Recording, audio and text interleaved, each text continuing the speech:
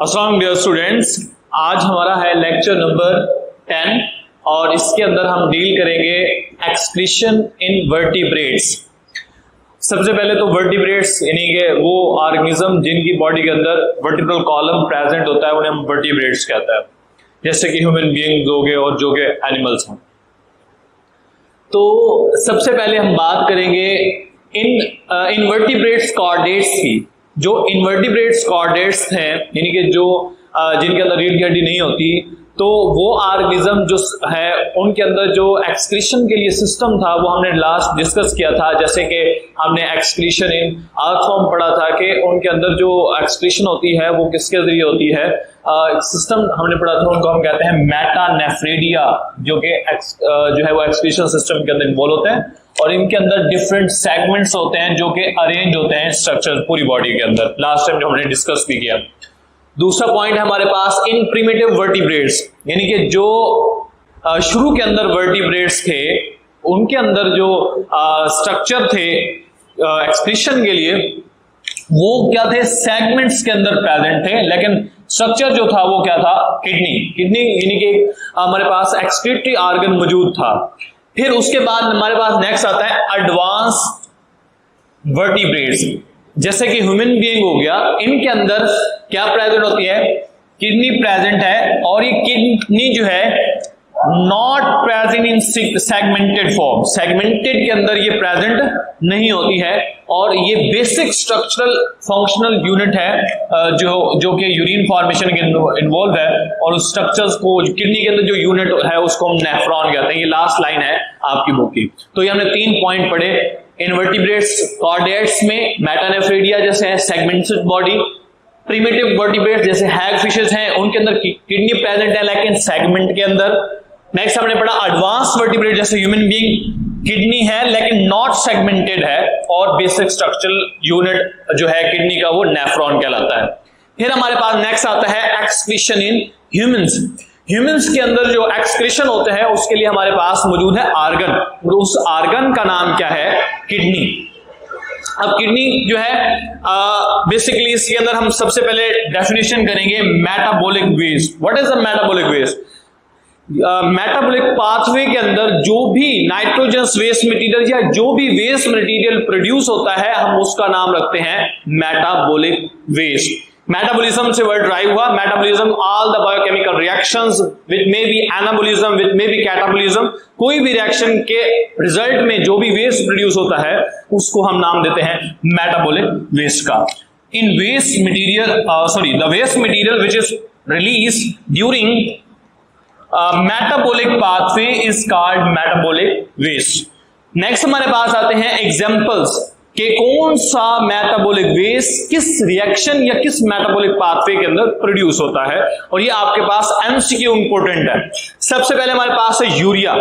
Urea याद रखें, जो अमाइनो एसिड्स होते हैं, अमाइनो एसिड की डीअमाइनेशन से प्रोड्यूस होते हैं अमाइनो ग्रुप जो कि अमोनिया बनाते हैं।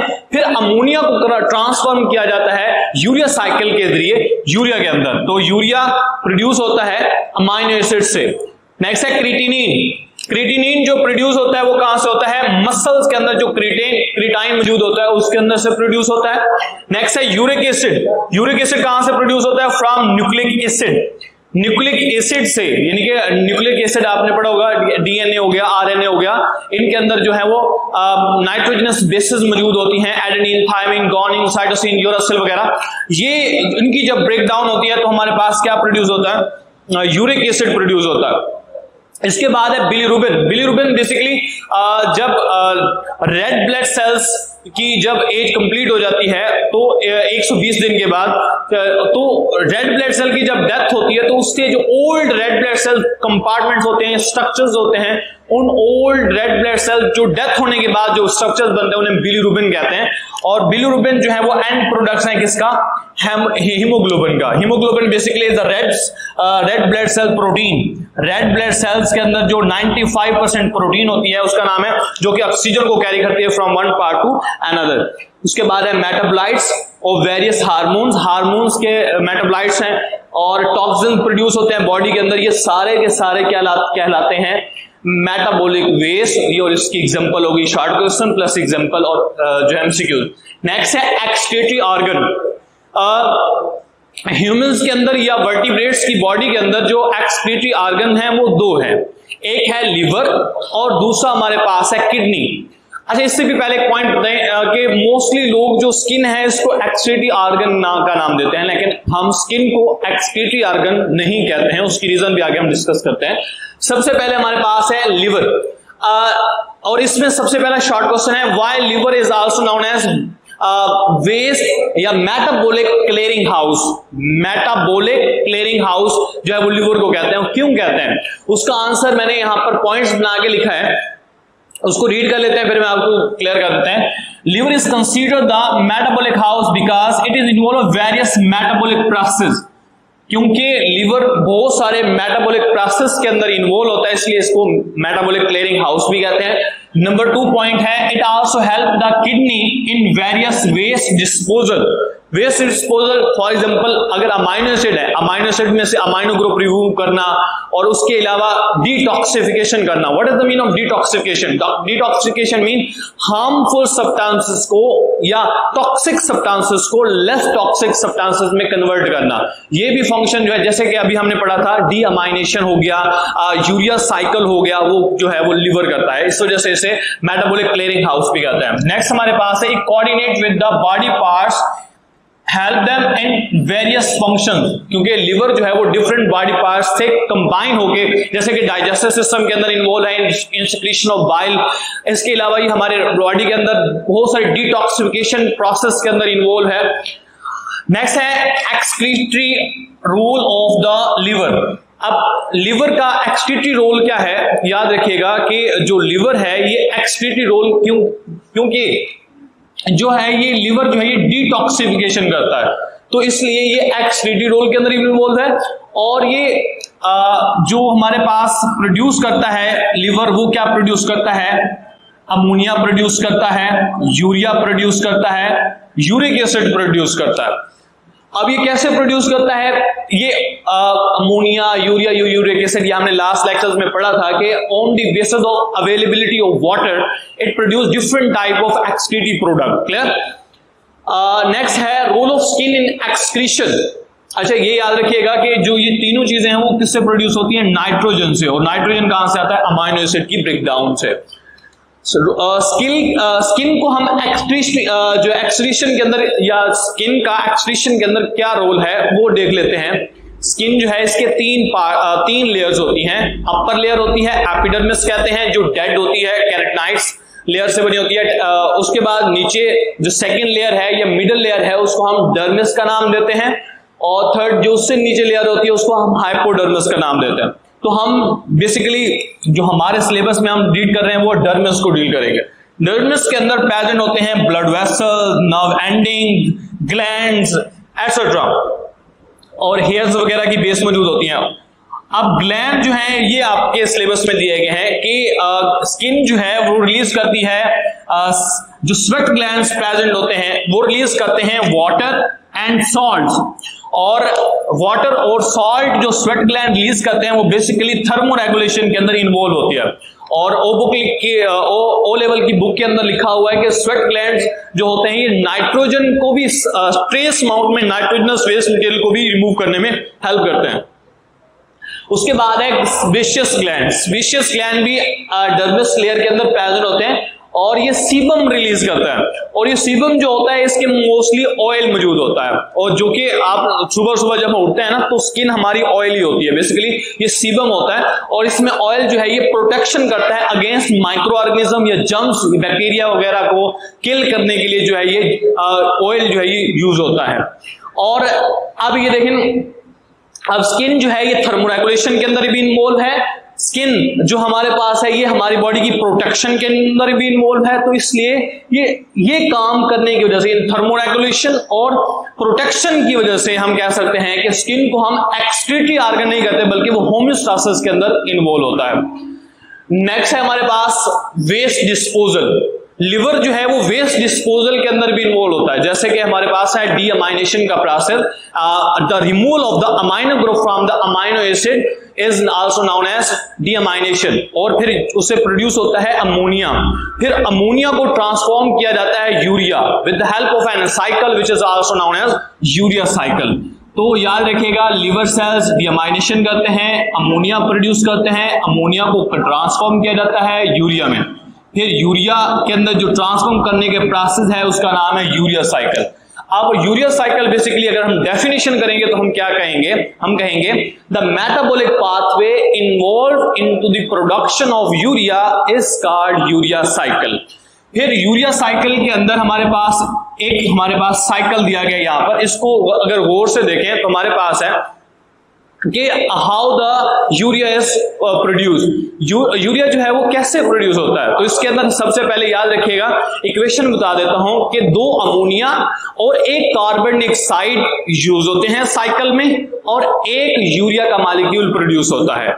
2 अमोनिया 1 कार्बन डाइऑक्साइड, और अब सबसे पहले 1 अमोनिया और 1 कार्बन डाइऑक्साइड साइकिल के अंदर प्रिकर्सर मॉलिक्यूल होता है ऑर्निथीन, उसके साथ रिएक्ट करते हैं और बनाते हैं एक कंपाउंड जिसका नाम है सिट्रोलिन। सिट्रोलिन के साथ एक और अमोनिया का मॉलिक्यूल कंबाइन होता है और प्रोड्यूस करते हैं आर्जिनिनोसक्सिनेट। आर्जिनिनोसक्सिनेट जो है वो कन्वर्ट होता है आर्जिनिन में, आर्जिनिन के साथ एक एंजाइम एक्ट करता है जिसका नाम है आर्जिनेज। वो आर्जिनेज एंजाइम बनाता है एक यूरिया मॉलिक्यूल, और प्रिकर्सर जो साइकिल का मॉलिक्यूल होता है जिसने आगे जाकर अमोनिया और कार्बन डाइऑक्साइड के साथ रिएक्ट करना होता है, उसका नाम ऑर्निथीन अभी कहा था, वो प्रोड्यूस करता है। तो इस पूरे साइकिल का नाम है यूरिया साइकिल। अब हम यूरिया को बनाते क्यों हैं, क्योंकि यूरिया जो है ये लेस टॉक्सिक है अमोनिया की निस्बत, इसलिए अगर हमने अपनी बॉडी में ज्यादा वेस्ट मटेरियल जो है वो स्टोर करना हो तो हम अमोनिया को ट्रांसफॉर्म कर देते हैं यूरिया के अंदर 1/10%। यूरिया जो है उसको ट्रांसफॉर्म जो है वो क्यों किया जाता है, ताकि हम ज्यादा अमाउंट में क्या स्टोर कर सकें, जो नाइट्रोजनस वेस्ट मटेरियल है। अब यहां पर साइकिल को देख लेते हैं, ऑर्निथीन है प्रिकर्सर मॉलिक्यूल, 1 कार्बन डाइऑक्साइड और 1 अमोनिया के साथ रिएक्ट करके सिट्रोलिन बना रहा है। सिट्रोलिन आगे फिर एक और दूसरे अमोनिया के साथ रिएक्ट करके आर्जिनिनोसक्सिनेट, फिर आर्जिनिनोसक्सिनेट आर्जिनेज एंजाइम के साथ मिलकर आर्जिनेन बनाता है, और जो कि यूरिया और आगे ऑर्निथीन दोबारा प्रिकर्सर मॉलिक्यूल बना देता है। उसके बाद लास्ट में हमारे पास है फंक्शंस ऑफ लिवर। लिवर ये आपके पास बॉक्स दिया गया है, ये लॉन्ग क्वेश्चन के अंदर इंपॉर्टेंट है। Explain the functions of liver या होम्योस्टासिस फंक्शंस ऑफ लिवर। सबसे पहले आप उनकी हेडिंग्स देख लेते हैं। पहला हमारे पास हेडिंग है कि कौन कौन सी चीजें जो है वो लिवर प्रोड्यूस करता है, सिंथेसाइज करता है। दूसरा पॉइंट है हमारे पास स्टोरेज किस चीज करता है। तीसरा है कन्वर्जन करने के अंदर इन्वॉल्व है, रिसाइकलिंग के अंदर इन्वॉल्व है, और डिटॉक्सिफिकेशन। ये 5 पॉइंट हैं जो आपने याद करने हैं। सबसे पहले क्या है हमारे पास सिंथेसिस, नंबर 2 क्या है हमारे पास स्टोरेज, नंबर 3 क्या है कन्वर्जन, नंबर 4 है रिसाइकलिंग, एंड नंबर 5 है डिटॉक्सिफिकेशन। अब हम देखते हैं किन किन चीजों को लिवर सिंथेसाइज करता है। अब उनके अंदर सब हेडिंग्स आपने देनी है 4। सबसे पहले क्या है कि सबसे पहले है हमारे पास या हमको देख लेते हैं नाइट्रोजनस वेस्ट मटेरियल या एक्सक्रीटिव प्रोडक्ट। लिवर जो है ये अमोनिया, यूरिया और यूरिक एसिड प्रोड्यूस करने के अंदर इन्वॉल्व है, जो कि एक्सक्रीटरी प्रोडक्ट हैं on the basis of availability of water. Number 2 है हमारे पास प्लाज्मा प्रोटीन। प्लाज्मा प्रोटीन हमारे पास आगे दी गई हैं सब हेडिंग्स पे 2 तरह की हैं। एक है हमारे पास ब्लड क्लॉटिंग प्रोटीन जैसे कि प्रोथ्रोम्बिन और फाइब्रिनोजिन, यानी प्लाज्मा प्रोटीन्स हैं प्रोथ्रोम्बिन और फाइब्रिनोजिन, ये ब्लड क्लॉटिंग प्रोटीन है। इसके बाद हमारे पास कौन सी है एल्ब्यूमिन प्रोटीन। ये एल्ब्यूमिन प्रोटीन जो है हमारे पास ये होम्योस्टासिस के अंदर, ये maintenance of water and salt in our body, homeostasis के अंदर इसका जो है वो प्रोसेस होते हैं, जिसको हम ऑस्मोरेगुलेशन का नाम देते हैं। तीसरा हमारे पास है लिपिड, कोलेस्ट्रॉल एंड लिपोप्रोटीन्स। ये बॉडी के अंदर, हमारी बॉडी के अंदर जो ब्लड होता है इसकी केमिस्ट्री को जो है वो मेंटेन करते हैं। यानी कि ये 3 चीजें हो गई, लिपिड्स हो गया, कोलेस्ट्रॉल हो गया, लिपोप्रोटीन, ये हमारी बॉडी में ब्लड की केमिस्ट्री को मेंटेन करते हैं। इसके बाद है बाइल। बाइल जो है ये डाइजेस्टिव सिस्टम के अंदर इन्वॉल्व है और ये बाइल स्मॉल इंटेस्टाइन के अंदर जाकर जो है वो रिलीज होता है थ्रू बाइल डक्ट, और ये इसके अंदर मोस्टली साल्ट्स होते हैं, एंजाइम कोई नहीं होता। ये लिपिड्स के बड़े मालिक्यूल फैट्स के बड़े मालिक्यूल्स या लिपिड्स के बड़े मालिक्यूल्स को क्या कह सकते हैं, इमल्सिफाई करते हैं इनटू स्मॉल सब्सटेंसेस, और यानी इमल्सिफिकेशन ऑफ लिपिड्स के अंदर या फैट्स की इमल्सिफिकेशन के अंदर ये इंपॉर्टेंट रोल प्ले करते हैं। तो ये हो गया हमारे पास सिंथेसिस के नाम से 4 हैं, यानी कि एक्सक्रीटिव प्रोडक्ट्स, प्लाज्मा प्रोटीन, उसके साथ हमने तीसरा पॉइंट देखा लिपिड्स, कोलेस्ट्रॉल और लिपोप्रोटीन की सिंथेसिस, और 4 है बाइल। ये 4 चीजें। उसके बाद नेक्स्ट है हमारे पास स्टोरेज। 2 चीजें की स्टोरेज करता है, एक आयरन एक ग्लाइकोजन। आयरन जो है ये मोस्टली रेड ब्लड सेल के अंदर प्रेजेंट होता है और ये ऑक्सीजन की ट्रांसपोर्ट यानी ऑक्सीजनेशन ऑफ ऑक्सीजन जो है ये टिश्यूज के अंदर जो होती है ये आयरन की वजह से होती है, हीमोग्लोबिन के अंदर पार्ट होता है। उसके बाद है ग्लाइकोजन। ग्लाइकोजन को भी स्टोरेज करता है। ग्लाइकोजन बेसिकली एक स्टोरेज टाइप है, एनर्जी रिजर्व्स है जो ये फॉर्म है एनर्जी की। नेक्स्ट है कन्वर्जन। हमारी बॉडी में ग्लूकोज हो गया, ग्लाइकोजन हो गया, इसकी कंसंट्रेशन को मेंटेन किया जाता है। अब बेसिकली ये हार्मोन्स ही इसको कंट्रोल करते हैं, ग्लूकागॉन हार्मोन हो गया वगैरह वगैरह। तो क्या होता है बेसिकली अगर हमारी बॉडी के ब्लड में ग्लूकोज ज्यादा हो जाए तो उसको कम किया जाता है, तो लिवर के अंदर उसको ग्लूकोज को कन्वर्ट कर दिया जाता है ग्लाइकोजन में। इसी तरह से हमारी बॉडी में अगर प्रोटीन ज्यादा जो उसको कन्वर्ट कर दिया जाता है उस फॉर्म में। अब अगर ग्लाइकोजन ज्यादा हो जाए फिर उसको ट्रांसफॉर्म कर दिया जाता है दोबारा ग्लूकोज के अंदर। तो ये कन्वर्जन का जो प्रोसेस होता है on the need of the body is transform bye liver. उसके बाद है रिसाइकलिंग। हमारा लिवर जो है वो रिसाइकलिंग के अंदर भी इन्वॉल्व है। जैसे हमारी बॉडी के अंदर आयरन हो गया, आयरन जो है ये रिसाइकल किया जाता है इसको, जिससे हमारी। और लास्ट पॉइंट है डिटॉक्सिफिकेशन। लिवर जो है वो डिटॉक्सिफिकेशन इनके टॉक्सिक सब्सटेंसेस को टॉक्सिक सब्सटेंसेस के अंदर भी ट्रांसफॉर्म करने के अंदर भी इन्वॉल्व होता है। तो इस तरह से ये हमारे पास 5 फंक्शन है जिनकी आपने सब हेडिंग देखी। Thank you class, Allah Hafiz.